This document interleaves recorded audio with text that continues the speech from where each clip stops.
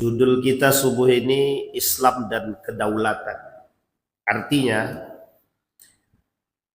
ada persoalan tentang kenegaraan. Bagaimana Islam memandang negara itu sendiri. Di dalam satu kitab judulnya Al-Muqaddimah, karangan Ibnu Khaldun. Yang kedua ada kitab namanya Ahkamus Sultan, karangan Al-Mawardi. Dua kitab ini berbicara tentang bagaimana tata negara yang memang Islam berbicara tentang itu. Kalau kita berbicara tentang Ibnu Khaldun, kita berbicara seorang pakar sosiologi. Kalau bahasa sederhananya bapak sosial. Jadi kalau orang bilang bapak sosial itu adalah Karl Marx, itu salah. Kalau bahasa lainnya Comte, Agus Comte namanya. Kalau dikenal sebagai bapak sosial itu salah, bukan. Tapi lebih tepatnya bapak sosial itu adalah Ibnu Khaldun. Di dalam Al-Quran ada satu doa yang ini menjadi doa. Kata Allah di dalam Al-Quran itu, Rabbi ja'al hadha baladan aminah warzuq ahlahu minas samarati man amana minhum billahi wal yawmil akhir. Rabbi ij'al hadha baladan aminah. Ya Allah, jadikan kota ini, negara ini, negara yang aminan, negara yang aman. Ini jangan dikaitkan dulu langsung dengan negara Republik Indonesia. Rabbi ja'alni muqima salati wa min dzurriyyati rabbana wa taqabbal du'a. Ini kaitan dalam doa untuk keluarga. Rabbi ja'al hadza baladan aminah. Jadikan negara ini negara yang aman, mutmainnah, damai, tenang. Di dalam doa yang lain, bahkan kita dituntutkan menjadi negara ini baldatun thayyibatun wa rabbun ghafur. Bagaimana kita dituntut berdoa semoga negara itu menjadi baldatun thayyibatun wa rabbun ghafur. Ada persyaratan sebelum menjadi negara yang baldatun thayyibatun wa rabbun ghafur. Negara yang aman, damai, thayyibah, baik, Rabbun ghafur, mendapatkan ampunan dari Allah. Ini bersyarat. Adakah syarat terpenting untuk mendapatkan itu? Ada. Kata Allah dalam Al-Quran, kita kaitkan dengan ayat lain. Walau anna ahlal qura amanu wattaqaw lafatahna alaihim barakat minas samawati wal ard. Kalau mereka satu kampung itu, satu negeri itu amanu, pertama. Yang kedua wattaqaw, bertakwa, lafatahna alaihim barakatim minas sama'i wal ard. Kami buka pintu keberkahan bagi mereka dari langit dan dari bumi. Sekarang kita lihat ayat yang lain. Apa yang Allah berikan kepada manusia? Kata Allah, aku ciptakan langit dan bumi. Aku ciptakan semua yang ada di muka bumi ini untuk kalian nikmati, untuk kalian manfaatkan, kata Allah. Semua. Apa yang tidak Allah kasih? Laut ada, sungai sama laut sama. Bumi yang untuk kalian tanam. Kalau di laut Anda bisa ambil maka apa? Ikan semua segala macam, bukan kaplingan. Tapi bisa ada ikan, ada banyak semua. Yang di daratan banyak apa? Itu tertulis dalam Al-Quran. Semua yang di muka bumi ini. Yang Allah ciptakan untuk manusia, silahkan ambil. Tapi ada tapinya. Ada batasan. Apa batasan itu? Yang pertama batasan itu, yang ada dalam diri kita. Jangan rakus. Jangan rakus. Itu yang pertama. Kenapa kok jangan rakus? Karena kalau rakus, ini penyakit manusia terdahulu. Berkelahi antara satu dengan yang lain, karena tidak ada kepuasan. rakus. Maka kata Nabi dalam hadisnya, al-hirsu asyaddu minat tama. Keserakahan itu lebih parah daripada tamak itu sendiri. Dia ada tamak, ada hirsun. Tamak itu berbahaya, tapi hirsun asyaddu minat tamak. Hirsun keserakahan itu jauh lebih berbahaya daripada ketamaan itu sendiri. Satu. Yang kedua, apakah Allah menciptakan bumi ini seisinya, contoh kelapa, sawit, dan lain sebagainya, hanya untuk satu orang? Tidak. Hanya untuk satu kelompok? Tidak. Allah tidak ciptakan itu untuk satu kelompok. Allah tidak ciptakan itu untuk satu orang. Tidak. Semua Allah ciptakan ini, ambillah, bahasa sederhananya, ambillah, kelola dengan baik, maka inilah yang bisa memberikan kesejahteraan kepada kalian dengan pengelolaan yang baik. Nah, ini poin pentingnya. Pertanyaannya adalah, yang banyak ini siapa yang kelola? Kalau dikembalikan kepada satu orang, bisa nggak oleh manusia itu dikelola? Oh, manusia ini bakal menjadi raja, rakus. Yang terjadi apa? Otoriter. Maka dikembalikanlah kepada mana? Diatur oleh negara. Semua kekayaan itu diatur oleh negara. Inilah bahasanya yang diperdebatkan oleh antara konvensional dengan Islam. Kata orang konvensional, sumber daya alam itu terbatas. Kata Islam, sumber daya alam itu tidak terbatas. Kebutuhan manusia itu tidak terbatas. Yang terbatas itu apa? Yang terbatas itu apa? Manusia itu sendiri. Saya tanya kepada Bapak Ibu, kalau kita tak bisa makan nasi, berarti makan apa kita? Makan apa? Jagung. Kalau kita tak bisa makan jagung, orang tua zaman dulu saya masih ingat betul. Waktu saya masih kecil, diajaknya, Wan, yuk bantu ibu, bantu nenek. Apa nek? Ambil sagu. Jadi kita masih bisa makan sagu, belum makan nasi. Kalau sagu habis, sekarang sulit mencari sagu. Makan nasi, beras. Beras banyak macam. Tak bisa makan beras, sampai saya ke Turki. Di Turki makan beras pun, makan nasi pun tidak. Di Turki itu kami tak makan nasi, Pak. Sebagian tempat. Berapa hari itu kami tak makan nasi itu. Tak ketemu nasi. Tapi yang kita makan apa? Roti. Pakai telur. Telur didadar, makan pakai roti. Kebutuhan manusia itu tidak terbatas. Manusia bisa makan apa sih? Tapi manusia harus membatasi kebutuhan dia. Ketika manusia tidak membatasi kebutuhan dia, ketika manusia tidak membatasi nafsu dia, ya semua ingin mereka lahap, semua ingin mereka ambil. Inilah yang disebut menjadi pendorong kehausan, kerakusan, dan keserakahan tadi. Kalau bahasa mereka, orang-orang barat itu, kebutuhan itu terbatas. Sumber daya alam terbatas. Dan sumber daya manusia juga terbatas. Sumber daya manusia tidak terbatas, sumber daya alam tidak terbatas. Manusia bisa menghidupkan diri mereka dari berbagai macam cara. Ini salah satu menolak gaya berpikirnya kaum liberal. Perbedaan antara orang Islam dengan orang Barat. Mereka bilang bahwa sumber daya alam, sumber daya manusia terbatas. Kalau Islam mengatakan sumber daya alam dan sumber daya manusia tidak terbatas. Kenapa demikian? Setinggi-tingginya teknologi, otak manusia lebih cerdas.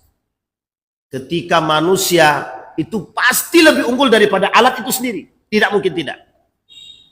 Alat kalau rusak, butuh manusia untuk memperbaiki.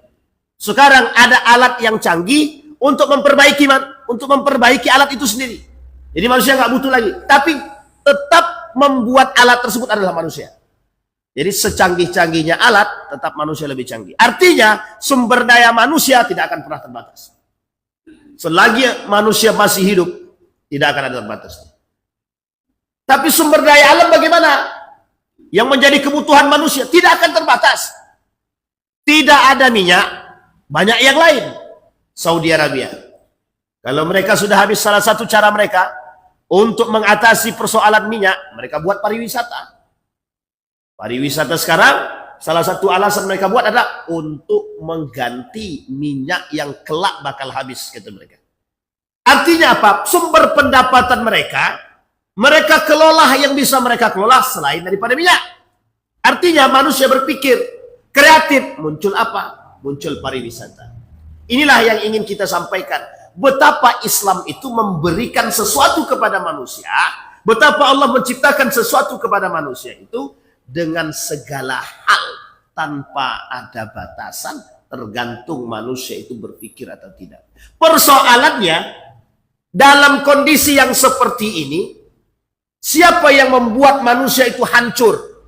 Siapa yang membuat manusia itu rusak?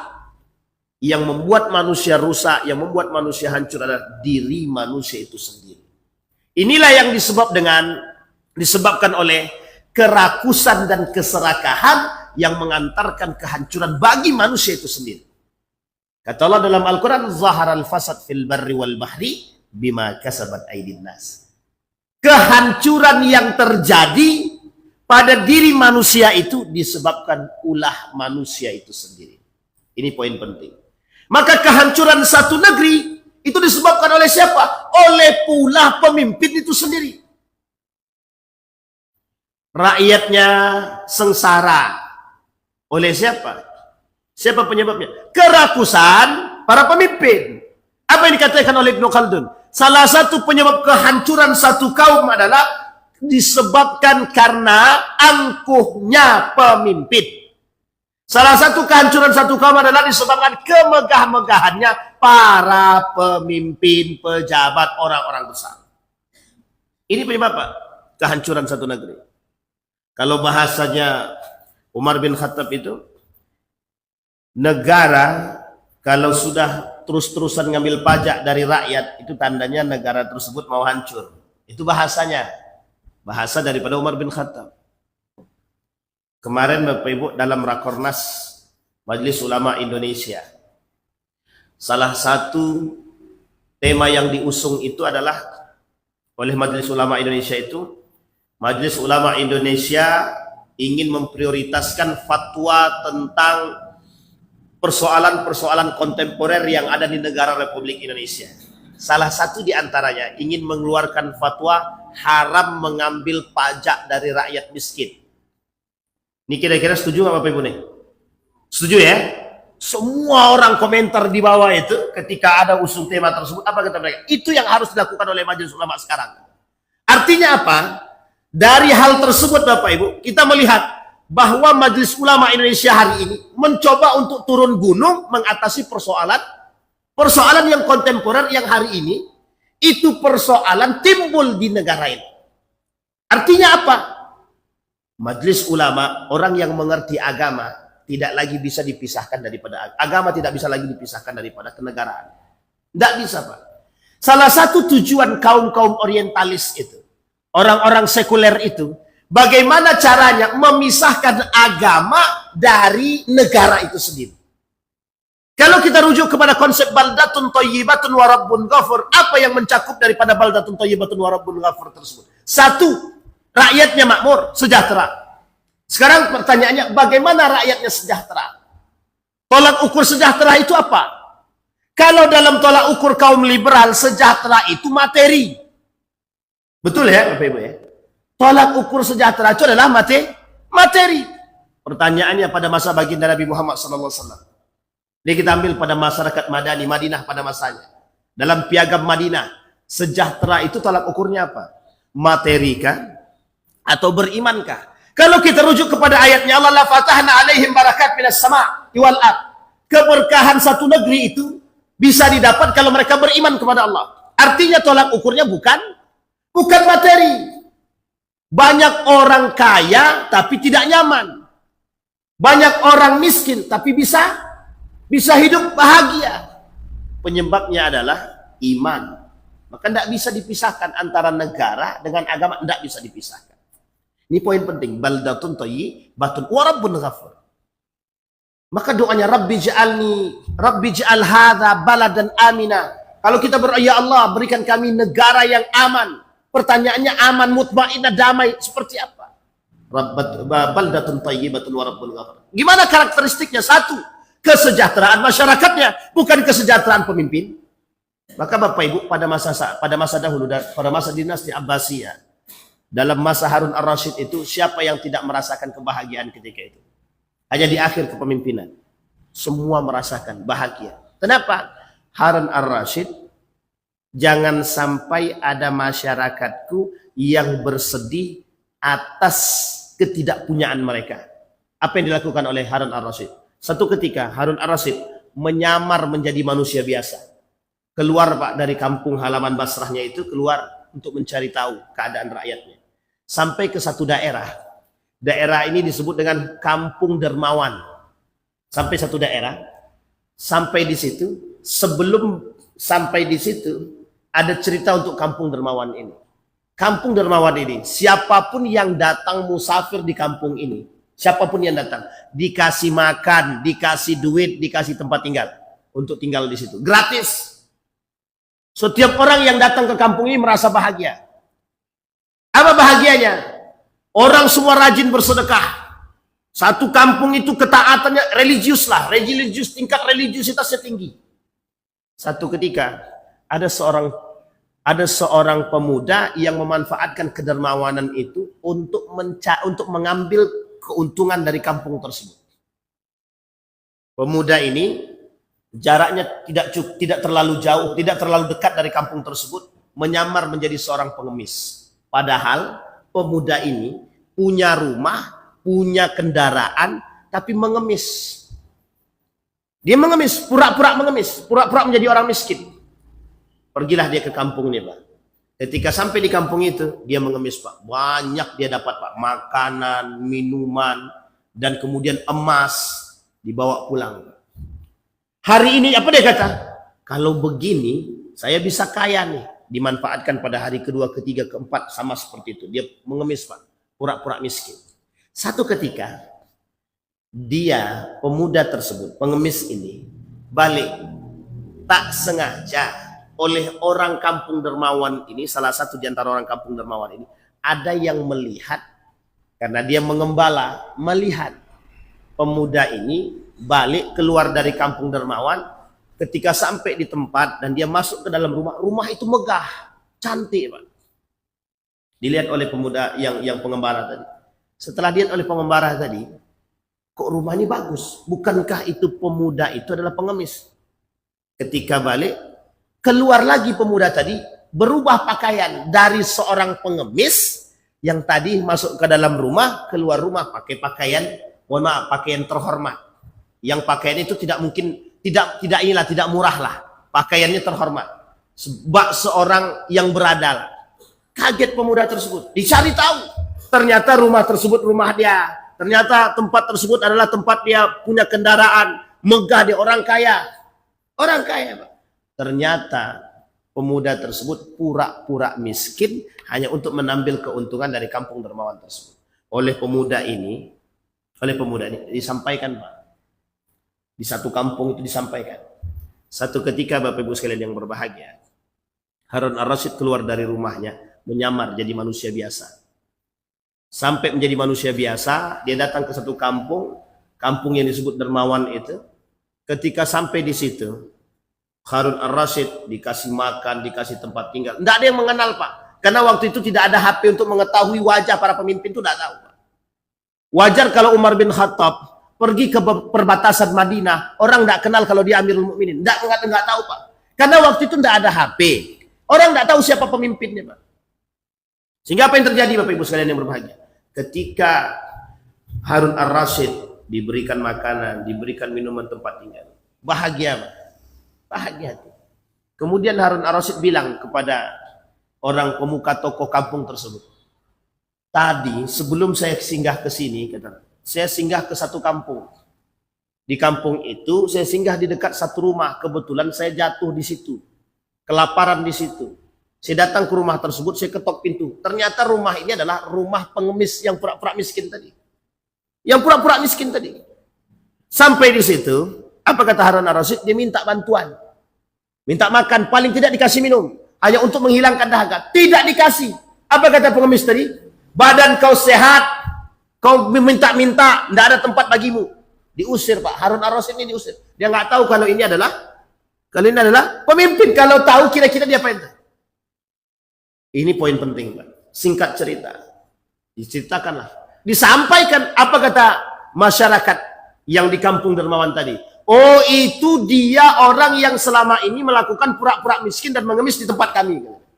Dikerjain Pak dikerjain sama siapa? Harun ar-Rasyid. Dipanggil sama Harun ar-Rasyid. Semua satu kampung itu, orang-orang masyarakat itu diberi emas sama Harun ar-Rasyid. Kampung Dermawan tadi. Sebenarnya nggak butuh mereka, tapi untuk mengelabui pemuda ini. Akhirnya dipanggil Pak ke kerajaan. Apa yang dilakukan oleh Harun ar-Rasyid? Dihukum Pak. Orang-orang yang pura-pura mengemis tadi, yang pura-pura menjadi pengemis dihukum. Artinya, Harun ar-Rasyid sebagai seorang pemimpin, dia harus tahu bagaimana kondisi masyarakatnya dan keadaannya. Dan ini pemain yang diharapkan Pak. Ketika Umar bin Khattab keluar dari rumah, tidak ada yang tahu Umar bin Khattab keluar dari jam 11 malam Pak, sampai jam 3 subuh.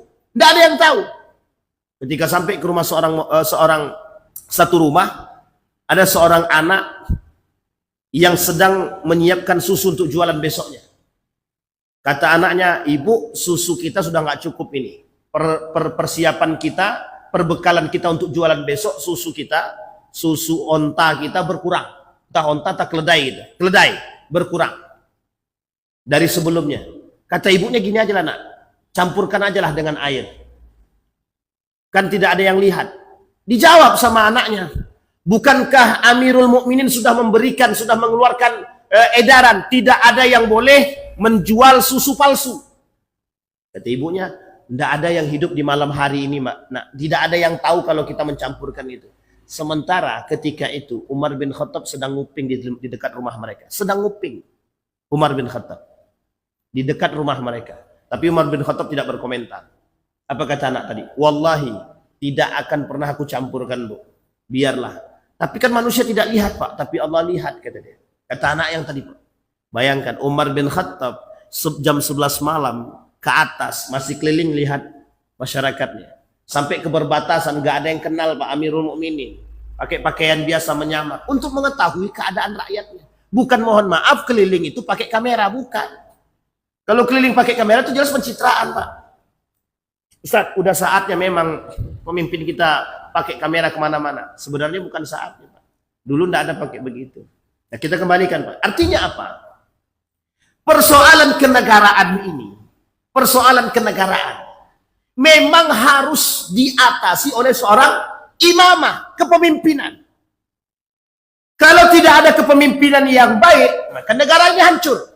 Syarat yang ketiga, untuk bisa mendapatkan kesejahteraan itu, baldatun thayyibatun wa rabbun ghafur. Kita harus punya kepemimpinan yang baik yang berdasarkan kepada keimanan. Kalau kita punya pemimpin yang beriman seperti Harun ar-Rasyid, kita punya pemimpin yang baik seperti Umar bin Khattab, kira-kira mungkin tidak yang disebut dengan kecurangan, mungkin tidak nepotisme, mungkin tidak korupsi itu ada. Mungkin, tapi mungkin hanya segelintir manusia. Kenapa? Karena ada ketegasan, karena ada kekuatan, karena ada keberanian, karena ada iman. Yang lebih tepatnya adalah amanu wattaqau. Masyarakat beriman, masyarakat bertakwa. La fatahna alaihim. Betul-betul kami buka bagi mereka keberkahan. Itu kata Allah. Itu yang ketiga. Jadi, salah satu syarat untuk mendapatkan baldatun thayyibatun wa rabbun ghafur adalah iman. Tapi kan Ustaz, itu dalam agama. Memang harus begitu. Apakah Nabi Muhammad tidak mengerti tata negara? Kalau Nabi Muhammad tidak mengerti tata negara, mengapa dia diangkat menjadi pemimpin? Pada masa itu kan ruang lingkupnya kecil, Ustaz. Hanya Madinah saja. Pada saat itu, untuk memulai itu saja begitu berat karena musuhnya kiri dan kanan. Bahkan ketika itu, musuhnya lebih dahsyat. Jadi jangan kira manusia sekarang lebih berat menghadapi daripada Nabi Muhammad. Tidak. Lebih berat memulai daripada mengakhiri, Pak. Sekarang ini manusia cuma tinggal mati aja. Tinggal menikmati. Pada masa Nabi tidak. Tidak punya kekuasaan, tidak punya ekonomi. Tapi apa yang dibangun oleh Nabi?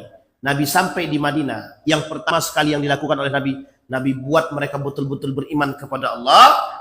Nabi satukan mereka. Kemudian apa yang dilakukan oleh Nabi?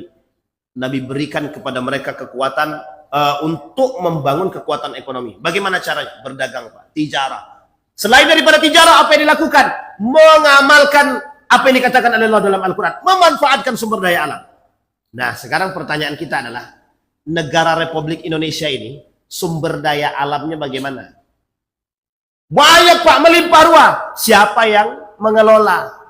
Kalau Freeport, siapa yang kelola? Nikel, siapa yang kelola? Semua ini dikembalikan, Pak. Dikembalikan. Ustaz, itu kan ada pada masa dahulu penjajahan ABC dan itu bagian belakang. Sekarang yang penting bagi seorang pemimpin hari ini adalah ketika seorang pemimpin bisa menyatukan umatnya dalam frame, dalam kacamata agama. Baik. Itu yang kemudian yang harus kita menjadi tolak ukur kita. Pemimpin yang beriman, pemimpin yang mengerti agama, mesti tidak akan mungkin membuat rakyatnya sejahtera. Itu tidak mungkin. Tidak akan mungkin. Apalagi harus menggadaikan negara, itu tidak mungkin, Pak. Sangat tidak mungkin sekali. Kenapa? Karena dia bagian daripada itu. Pernahkah ini terjadi? Pernah, Pak. Pada masa dahulu, kita ambil contoh. Ketika revolusi Arab. Ini mohon maaf, Pak. Mohon maaf kita. Negara-negara Arab dulu menggadaikan negara mereka demi kepentingan kelompok. Pertanyaannya ketika itu bagaimana model kepemimpinan mereka? Mereka kerajaan. Sistemnya kekerajaan, dinasti. Itu dulu, Pak. Sampai hari ini. Makanya mohon maaf ketika kasus Sudan misalkan, kita ambil contoh kasus Sudan. Itu negara-negara Arabnya justru mereka bahagia atas hancurnya Sudan. Padahal sama-sama Muslim. Sama-sama Muslim. Sebagian negara Arab yang ikut campur dalam urusan ini berasa bahagia, Pak. Pertanyaannya apa masalah mereka? Imankah atau apakah? Ada unsur, ada kelompok di belakang mereka yang kemudian sengaja membenturkan mereka. Apa sebab? Sebabnya satu saja, Pak. Sumber daya alam. Kita ambil contoh yang lain. Iran. Pertikaian Iran. Itu disebabkan sumber daya alam. Yang membuat Saudi hari ini begitu megah. Apa sebab? Sumber daya alam. Yang membuatkan Dubai seperti ini. Sumber daya alam. Semua, Pak, sumber daya alam. Pertanyaannya, apakah Eropa punya sumber daya alam? Tidak. Semua sumber itu ada di negara Arab. Mulai dari minyak itu, emas itu. Kita ambil contoh negara Republik Indonesia. Dulu kita ini punya emas. Duit kita saja, uang kertas kita saja. Dulu backupnya emas. Setelah emas habis, dikikis, ganti perak. Perak pun habis, diganti timah. Berubah duit koinnya. Yang tadinya 1995 terakhir, itu masih ada campuran emasnya, berubah menjadi perak. Dari perak berubah menjadi yang sekarang. Mana duitnya? Nggak bawa pula lagi. Duit ada. Kita ambil contoh ya, Pak Ibu ya. Tidak ada lagi backupan, Pak. Tidak ada lagi. Jadi kalau uang kita ini sekarang rusak, ya rusak habis. Selesai. 500 rupiah. Dulu, masih Bapak Ibu masih ingat kan? 1990, ada tanggalnya di belakang, ada tahunnya besar. 1995. Bisa buat apa? Bisa buat cincin emas. Rame pada saatnya, pada masanya. Jadi yang pernah itu berarti dah tua betul itu. Orang yang hidup, ya Bang Jidin merasakan itu. Nampak tuanya berarti kan? 1900. Itu di back apa? Apa yang terjadi? Mohon maaf, Pak. Kerakusan yang terjadi. Kerakusan mereka tampakkan. Habis, Pak. Emas diambil mereka. Ambil. Yang ambil menikmati bukan kita. Yang menikmati orang lain. Pada masa kapan itu, Pak? Semenjak dimulainya penjajahan pada masa Portugis, Belanda, kemudian Jepang. Indonesia tidak pernah menikmati hasil emas itu sendiri sampai hari ini. Kira-kira berat gitu, Pak? Nah, sekarang poin kita adalah, Pak, apa yang menyebabkan kehancuran satu negeri? Sebenarnya sederhana, Pak. Kerakusan dan keangkuhan dan kesombongan. Mengapa negara-negara yang dahulu pernah terjadi pada masanya, mengapa pada saat itu seperti Turki Utsmani di akhir kepemimpinan, mau tidak mau Turki Utsmani disetir, Pak, oleh siapa? Oleh Eropa. Kenapa disetir oleh Eropa? Karena mohon maaf, Ketika itu Turki Utsmani punya hutang yang melimpah dan tidak bisa mengatasi hutang tersebut. Kenapa Pak? Karena kepemimpinannya, karena masyarakatnya, karena kerajaannya, orang-orang di atas sudah menikmati. Apa yang mereka nikmati? Mohon maaf Pak, ini pada masanya Turki Utsmani. Pada masa itu yang di atas ini sudah merasakan nikmatnya, kemegahan nikmatnya semua. Tapi mereka lupa. Yang mereka nikmati hasil daripada apa yang mereka miliki. Hasil bumi mereka yang dinikmati oleh kaum Eropa ini diberikan kepada mereka. Apa yang terjadi Pak? Turki Utsmani runtuh Pak. Dikuasai oleh negara asing pada saatnya. Runtuh Turki Utsmani dalam perang dunia yang pertama. Turki Utsmani tidak berkutik, Inggris merajalela. Apa yang terjadi? Dampaknya bukan hanya pada Turki Utsmani Pak. Dampaknya kepada Islam menyeluruh Pak. Apa yang terjadi? Islam semua mereka rubah Pak. Kacamata mereka rubah. Yang tadinya berbau agama mereka hilangkan. Bukan hanya hilang Turki Utsmani, bukan hanya hilang, semua mereka hilangi Pak. Ini poin penting Pak, yang harus kita menjadikan perhatian bagi kita. Bahwa tujuan mereka bukan hanya sekedar ekonomi, tapi lebih daripada itu. Semua mereka ambil. Termasuk urusan agama pun akan mereka habisi. Tapi tujuan mereka adalah ekonomi. Setelah ekonomi, semua. Bayangkan Pak, mohon maaf Bapak Ibu sekalian yang berbahagia, kerakusan yang dilakukan, yang dimiliki oleh para pemimpin-pemimpin terdahulu pada masanya. Mereka yang menjual negara mereka demi kepentingan mereka. Ini yang menjadi poin kita hari ini Pak. Yang kita khawatirkan, terjadinya penggadaian terhadap kedaulatan kita akan yang kita miliki. Artinya karena kerakusan, karena keangkuhan, karena kesombongan mereka pada masa itu, para pejabat-pejabat pada masa Turki Utsmani, mereka menikmati hidup yang mewah, selalu mendapatkan dalam kontrak kerjasama, mereka mendapatkan lebih, semua Pak mereka megahkan. Tapi mereka nggak tahu, di balik itu semua mereka meruntuhkan negara Turki Utsmani disebabkan karena diri mereka sendiri. Mereka gadai negara mereka yang pada akhirnya mohon maaf, negara Turki Utsmani ketika itu tunduk di hadapan para Eropa, kalah dalam perang dunia pertama. Tak bisa berkutik Pak. Akhirnya apa? Hutang melimpah. Mohon maaf Pak, ketika hutang sudah melimpah, tidak bisa membayar, apa yang akan kita lakukan? Menggadaikan negara. Menggadaikan negara. Na'udzubillah, tsumma na'udzubillah. Pertanyaannya adalah, apa sebab? Kita kembalikan, kita runut secara mendasar. Satu sebabnya, hilang arahnya para pemimpin. Yang kedua, hilang arahnya rakyat. Apa sebab? Sebabnya adalah kerakusan, keangkuhan. Pertanyaannya, apakah Turki Utsmani tidak punya sumber daya alam? Punya. Bahkan mohon maaf, Turki Utsmani sudah membangun rel kereta api dari Turki sampai ke Hijaz, Mekah. Lewat Pak, melalui India. Pertanyaannya, pendapatan dari situ sudah besar atau belum? Besar. Mekah, Madinah siapa yang punya ketika itu? Turki Utsmani. Yang mengelola siapa? Turki Utsmani. Apa yang dilakukan oleh Saudi sekarang? Kira-kira yang dilakukan oleh Saudi sekarang apa? Pendapatan dari haji dan umroh saja berapa banyak? Melimpah ruah Pak. Tapi mengapa tetap merasa berkekurangan? Ada sebab? Ada. Apa sebab? Kerakusan dan keangkuhan. Maka pada saat itu Pak, Turki Utsmani, apa yang terjadi? Gaya hidup berubah. Sedikit demi sedikit agama mulai hilang. Mulai tidak lagi dijadikan sandaran. Kalaulah satu negara sudah tidak menjadikan agama sebagai sandaran, maka yang terjadi apa? Hilang arah. Apa maksudnya?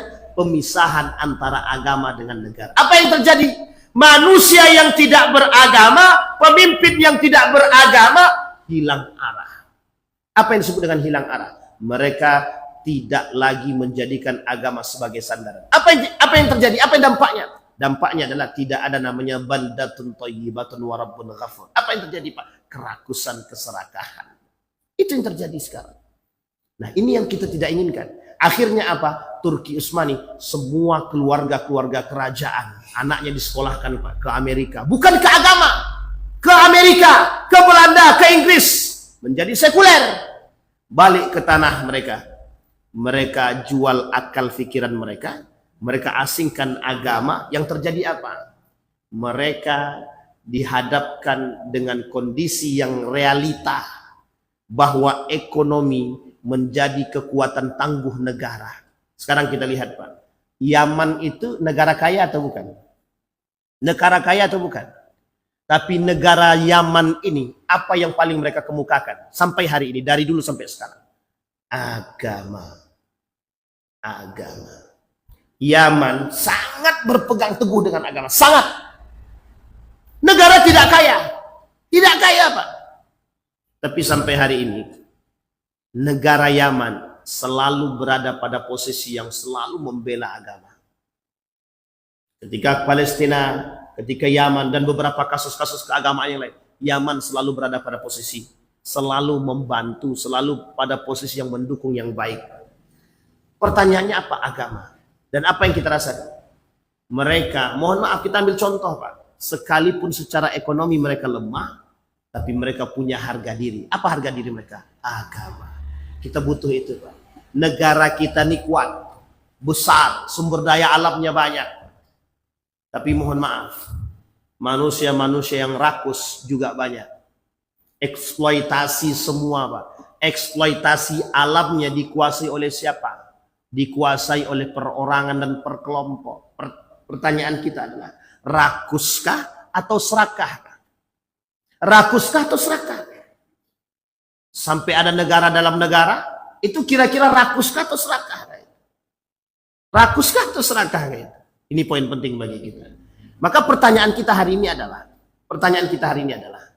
apakah kehancuran negara-negara terdahulu, negeri-negeri terdahulu yang Allah sebutkan dalam Al-Quran akan terjadi kepada negara-negara tertentu disebabkan karena kerakusan mereka? Apakah kehancuran Turki Utsmani akan dialami oleh negara-negara yang serupa karena kerakusan mereka, keangkuhan mereka yang menyebabkan diri mereka lemah karena mereka jauh daripada agama? Dulu yang membuat Turki Utsmani ini kuat bukan karena sumber daya alamnya, bukan Pak, karena keagamaannya, karena integritasnya, karena loyalitasnya kepada agama. Sehingga Erdogan mengembalikan satu hal Pak yang harus kita pahami, politik identitas. Erdogan dengan Fethullah Gulen yang pertama memunculkan kembali politik identitas. Apa politik identitasnya Pak? Agama dan budaya mereka kembalikan. Sehingga mohon maaf, Kemal Atatürk runtuh turun tanpa ada pertumpahan darah. Tanpa ada pertumpahan darah. Maka kemudian diangkat kembali. Kenapa demikian? Konstantinopel Pak bakal hidup kembali. Dan ini tertulis dalam hadisnya baginda Nabi Muhammad SAW. Kembali kepada poin kita Bapak Ibu. Penyebab hancurnya satu negeri, itu kata baginda Nabi Muhammad SAW. Kata Allah dalam Al-Qur'annya, wa in aradna an nuhlika wa idza aradna an nuhlikal qauma kadzalik. Kalau kami ingin menghancurkan satu kaum itu selesai, mudah saja bagi Allah. Disebabkan karena kemaksiatan mereka, disebabkan karena kemungkaran mereka, disebabkan karena keangkuhan mereka. Manusia yang angkuh, manusia yang rakus, itu penyebab daripada kehancuran satu Pak. Apa kata Nabi dalam hadisnya? Kata Nabi dalam satu hadis itu, salah satu penyakit yang akan timbul di akhir zaman adalah at-takatsur wat tanajus fid dunya. Mereka bermegah-megahan. Yang kedua, mereka berlomba-lomba dalam urusan dunia. Yang selanjutnya at-tabaghut, yang selanjutnya at-tahasud. Mereka saling membenci, mereka saling iri hati dan dengki. Sekarang kita lihat Pak dalam poin yang pertama, at-takatsur. Apa itu at-takatsur? Dalam surat at-takatsur itu, alhaakumut takatsur hatta zurtumul maqabir. Kalla sawfa ta'lamuna thumma kalla sawfa ta'lamun. Kalla law ta'lamuna ilmal yaqin la tarawunna al-jahim thumma la tus'aluna yawma idzin 'anil na'im. Pertanyaannya takasur ini artinya apa? Bermegah-megahan. Pertanyaannya bermegah-megahan seperti apa? Kita lihat Pak, kita rujuk dalam sejarah. Ketika kita lihat dalam dinasti-dinasti kerajaan-kerajaan Islam, salah satu penyebab kehancuran negara tersebut adalah salah satu penyebab kehancuran satu dinasti tersebut. Kita ambil kembali kepada dinasti Umayyah. Apa yang terjadi? Bagaimana dinasti Abbasiyah menghancurkan dinasti Umayyah? Satu penyebabnya, sudah ketika itu masyarakat, pemimpin dan para pejabat-pejabat yang ada di dinasti Umayyah, mereka sudah mulai memegah-megahkan diri mereka. Bangunan mereka tinggikan, rumah mereka megah, istana mereka megah, tapi mereka nggak tahu rakyat mereka dalam keadaan sengsara. Nggak tahu. Bukan tidak tahu, tidak mau tahu. Dinasti Abbasiyah sama. Ketika di akhir kepemimpinan dinasti Abbasiyah bermegah-megahan. Pertanyaannya adalah dinasti Umayyah di akhir kepemimpinan, jauh tak mereka dari agama? Jauh. Apakah para ulama masih hidup? Masih. Tapi mengapa? Karena mereka tidak berdaya. Karena para pejabat, para pemimpin, para umara lebih haus kekuasaan, lebih haus dengan harta dan dunia. Yang kedua, dinasti Abbasiyah sama.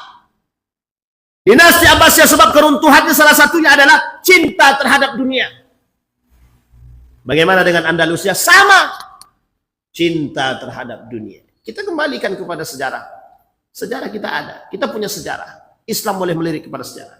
Sekarang pertanyaannya kita kembalikan kepada poin yang Allah katakan dalam Al-Quran. Allah ciptakan langit dan bumi ini untuk kalian kelola.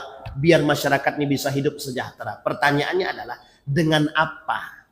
Dengan keadilan. Ini poin pentingnya, Pak.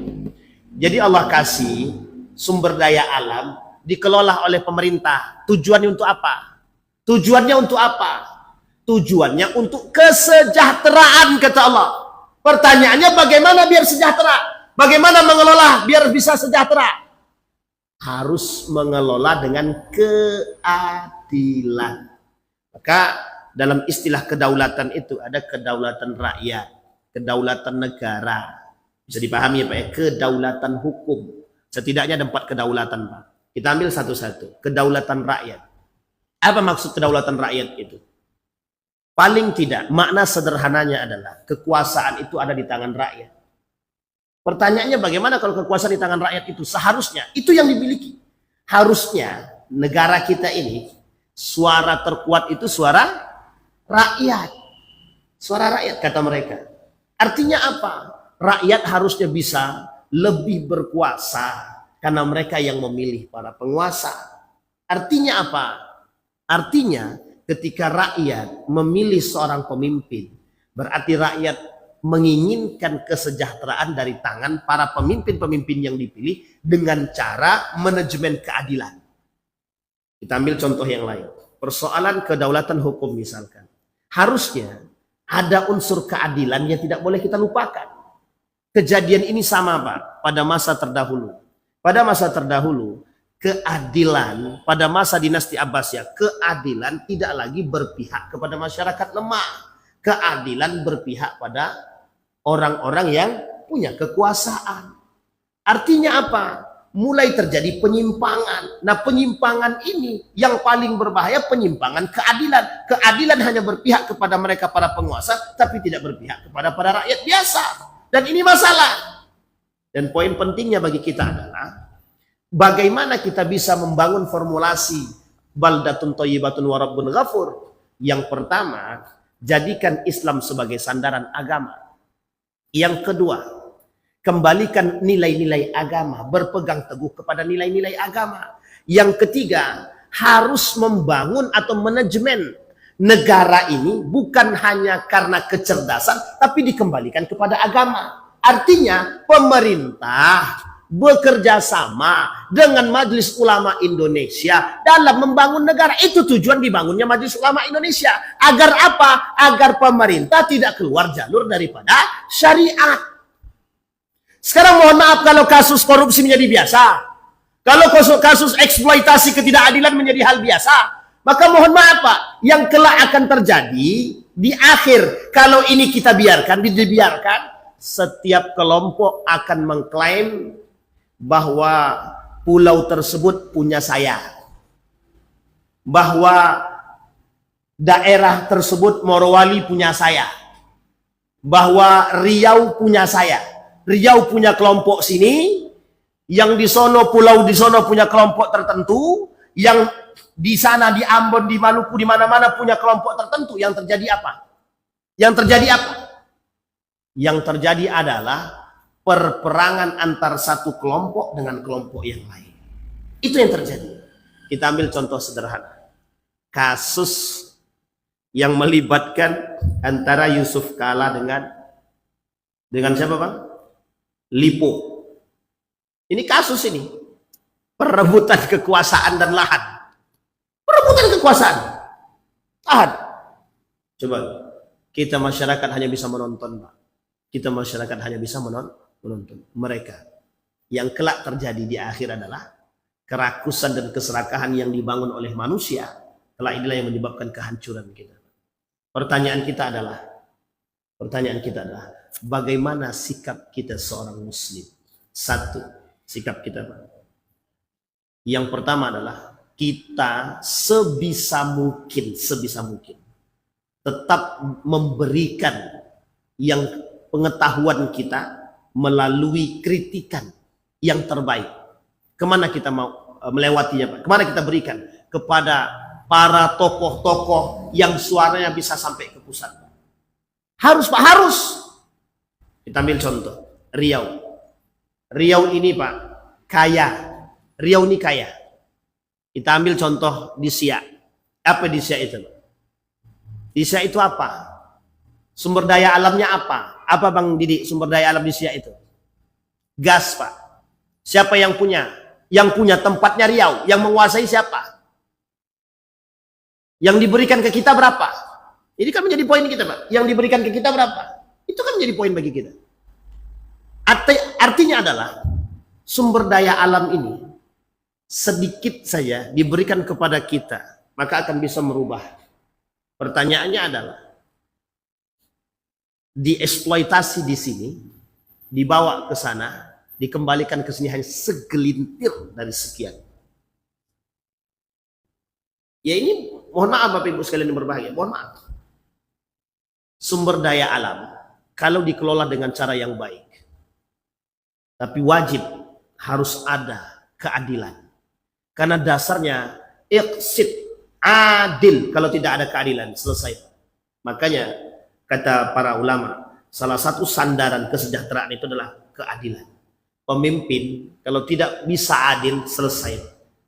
Istilah kata, ada seorang suami punya istri 2. Maka apa ya salah satu syarat? Tidak usah senyum. Kalau tidak sanggup tidak usah. Jadi seorang suami punya istri 2. Kira-kira bagaimana cara dia manajemen istri yang 2 ini? 2 baru ini, bukan banyak nih, 2 cuma. Apa yang paling penting disampaikan oleh Al-Quran? Dalam Al-Quran itu apa yang paling penting menjadi poin utamanya? Adil.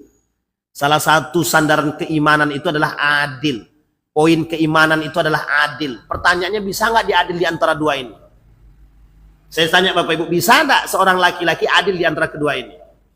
Dan mungkin nggak ada terjadinya ketidakadilan itu? Sangat mungkin sekali. Pertanyaannya adalah, apakah dia tidak tahu bahwa mungkin satu saat nanti dia bakal tidak adil? Tahu Pak. Hanya saja perlu ada manajemen yang baik agar tidak terjadi kecemburuan sosial antara satu dengan yang lain. Itu yang harus dilakukan. Makanya Pak, mohon maaf, sandaran kata para ulama, adil. Kalau pemimpin bisa menegakkan keadilan, kalau pemimpin tidak takut dengan manusia, kalau pemimpin hanya takut kepada Allah, kira-kira adil nggak tuh? Adil nggak Pak? Kalau pemimpinnya takut sama Allah. Kalau pemimpin takut kepada Allah dan berani mengambil agama sebagai sandaran, kira-kira keadilan itu ada atau tidak? Ada. Jangankan negara dalam negara, korupsi saja dibasmi, hukum aja berlaku. Itu kalau seandainya adanya keadilan. Mungkin tidak akan menggadaikan kedaulatan. Jangankan menggadaikan kedaulatan, para pelaku kriminal saja bisa diadili kalau dikembalikan kepada tujuan utama, adil, menciptakan keadilan. Pertanyaannya adalah, bagaimana menciptakan keadilan itu? Dikembalikan kepada pemimpin yang mengerti agama. Yang kedua, tidak sombong dan angkuh. Itu yang dimiliki oleh Umar bin Khattab. Umar bin Khattab pemimpin, Pak. Pemimpin. Tapi ketika bertanya soal agama, Umar bin Khattab panggil Ali bin Abi Thalib. Ali, tolong bantu aku jawab pertanyaan orang ini. Aku tidak ngerti. Tapi kalau urusan gelut, cuma 3 orang, kurang. Katanya. Sampai Umar bin Khattab datang, bilang begini sama para pendeta itu. Kalian datang berapa orang? Bertiga. Mau ngapain? Mau nanya tentang Islam. Oleh Umar bin Khattab, ya silakan tanya. Diberikan pertanyaan Pak. Diberikan pertanyaan pada Umar bin Khattab. Dijawab sama Umar bin Khattab. Kalau urusan beginian, ini ada yang ahli gitu. Bukan saya. Dipanggil Pak Ali bin Abi Thalib. Tapi kalau urusan gelut, kalian ini cuma 3 orang, kurang kata dia. Ditantangnya Pak, kalau cuma 3 orang kurang kata dia. Tapi kalau kalian rame-rame, ayo, itu kalau gelut. Tapi kalau tanya agama, ada yang lebih ahli. Dipanggil Ali bin Abi Thalib Pak. Selesai sama Ali, nggak sampai 10 menit selesai pertanyaannya Pak. Dijawab sama Ali. Masuk Islamnya orang bertiga ini. Artinya Pak, pemerintah pasti punya kekurangan kan? Punya Pak. Pejabat, pemimpin pasti punya kurangnya Pak. Artinya kalau pejabat kalau pemimpin mau menurunkan egonya, mereka selalu bekerja sama. Ini komunikasi Pak. Tercipta, sangat tercipta sekali. Ini yang dipentingkan Pak. Sehingga mohon maaf ketika Umar bin Khattab ingin mengeksekusi sesuatu yang dikembalikan kepada agama, yang selalu dipanggil siapa? Ali bin Abi Thalib. Apakah Umar bin Khattab ketika Umar bin Khattab menjadi panglima, bukan panglima perang, menjadi anggota dalam berperang, salah satu pemimpinnya adalah anak muda. Apa kata Abu Bakar Siddiq? Kata Abu Bakar kepada pemuda tersebut yang dipilih, saya lupa namanya, yang dipilih oleh Abu Bakar. Kata Abu Bakar kepada pemuda tersebut, Anda hari ini menjadi pemimpin panglima perang. Abu Bakar seorang khalifah, Nabi sudah wafat, seorang khalifah. Abu Bakar jalan kaki, panglima perang tadi disuruh naik kuda Pak. Disuruh naik kuda. Kata pemuda tadi, ya enggak enak Pak, enggak enak khalifah, saya turun saja. Enggak usah, engkau hari ini pemimpin kami. Bayangkan Pak, seorang Abu Bakar, seorang khalifah, jalan di tanah demi menghormati seorang pemimpin panglima perang yang dia pilih sendiri. Artinya Bapak Ibu sekalian yang berbahagia, di sini konteksnya adalah ego, kesombongan, keangkuhan yang diturunkan. Turunkan ego, bangun kerjasama yang baik. Ini yang dilakukan oleh baginda Nabi. Nabi tidak langsung membumi hanguskan kaum Yahudi, tidak Pak. Diajak oleh Nabi duduk bareng. Yuk, para pemuka tokoh-tokoh duduk. Terbangun piagam Madinah. Nabi menyatukan. Nabi mengumpulkan mereka. Nabi satukan dalam piagam Madinah. Itu bukti contoh nyata. Nabi ajak komunikasi. Apa yang terjadi Pak? Kata Nabi, kalau kita mau sejahtera, kalau kita mau bahagia, mau aman, kita harus saling memahami. Yang Yahudi, kalau Anda punya masalah, nanti hukumnya pakai agama Yahudi. Kalau Anda Nasrani, hukumnya pakai Nasrani. Kalau Islam, pakai hukum Islam. Kata Nabi, dalam hukum kemanusiaan, dalam hukum sosial, tidak ada yang berbeda. Semua sama. Kalau mencuri, potong tangan, sama semua. Begitu Pak. Artinya keadilan Nabi ciptakan. Nabi tak pandang bulu. Termasuk kata Nabi, kalau anakku yang maling, aku yang potong tangan. Nabi langsung yang turun Pak. Pertanyaannya adalah, apakah karakteristik Nabi ini dijadikan sandaran? Apakah karakteristik para sahabat sebagai seorang pemimpin dijadikan sandaran bagi seorang pemimpin hari ini? Itu menjadi poin kita. Maka mohon maaf Pak, jangankan eksploitasi, jangankan negara dalam negara, kalau hanya sekedar maling, mencuri, korupsi, kalau diterapkan hukum potong tangan dan keadilan, saya yakin Pak, tak ada istilah kapling laut dan tidak ada istilah kapling pulau, enggak ada Pak. Enggak ada. Cuma pulau saja. Enggak ada. Tapi dikembalikan lagi. Hilangnya arah kita hari ini, hilangnya agama, dipisahkannya agama dari negara, dipisahkannya agama dari politik, dipisahnya agama dari masyarakat. Inilah yang menjadi poin Pak, sebab lemahnya kita hari ini. Maka Bapak Ibu sekalian yang berbahagia, kita melihat bahwa benih-benih kehancuran itu mungkin nampak. Tetapi kita berdoa kepada Allah, salah satu sikap seorang mukmin terhadap kondisi yang hari ini kita alami, yang pertama, kuatkan pemimpin kita dengan doa kita. Selalu kita doakan mereka, semoga tetap menjadi yang terbaik. Karena salah satu kelemahan kita hari ini adalah kita tak pernah mendoakan para pemimpin kita. Bahkan kita cuma bisa mencaci dan memaki. Yang kedua, kita selalu berdoa kepada Allah.